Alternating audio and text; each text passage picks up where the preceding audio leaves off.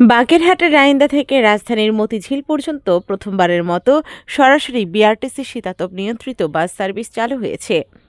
শুক্রবার ৭ মার্চ বিকেলে শহরের খান জাহান আলী এর মাজার মোড়ে এ সার্ভিসের উদ্বোধন করেন পরিকল্পনা মন্ত্রণালয়ের আইএমইডি বিভাগের সচিব মোহাম্মদ তাজুল ইসলাম।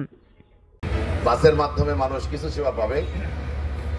যে সরকারের পরিচালনায় আমরা ছিলাম, যে সরকারের অধীনে আমি চাকরিরত ছিলাম, যে সরকারের 17 বছরে আমি কোনো প্রমোশন পাই নাই, যে 17 বছরের নির্যাতনের কথা বলার সুযোগ সীমাহীন ব্যাপার, সেটি অতীত হয়ে গেছে। এখন আমাদের সামনের দিকে আগাবার সময়।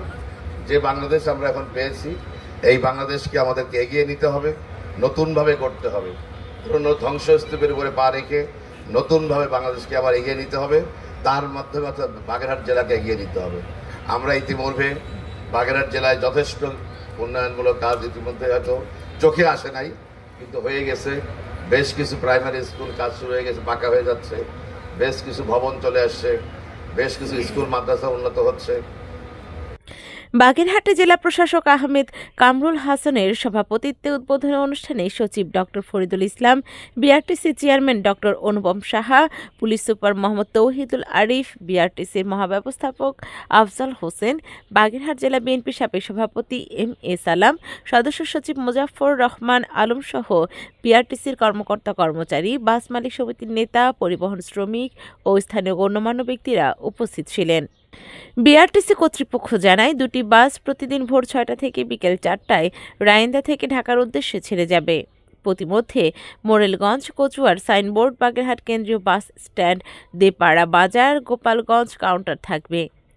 প্রথমবারের মতো রাইন্দা থেকে ঢাকার রাজধানীর মতিঝিল পর্যন্ত রুটে বিআরটিসির বাস সার্ভিস চালু হওয়ায় সন্তোষ প্রকাশ করেছেন স্থানীয়রা।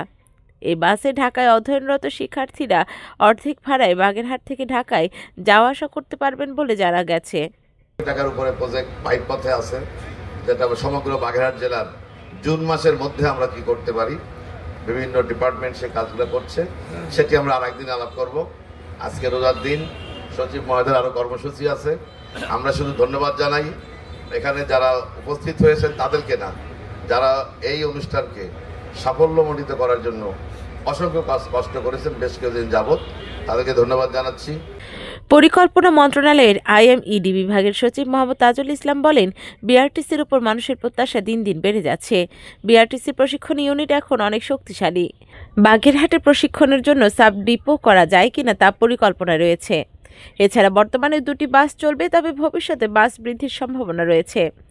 এছাড়া এই বাসে ঢাকার বিভিন্ন শিক্ষা প্রতিষ্ঠানের অধ্যয়নরত শিক্ষার্থী অর্ধেক ভাড়ায় যাতায়াত করতে পারবে বলে জানান এই কর্মকর্তা। Sheikh Miranuzzaman, staff reporter.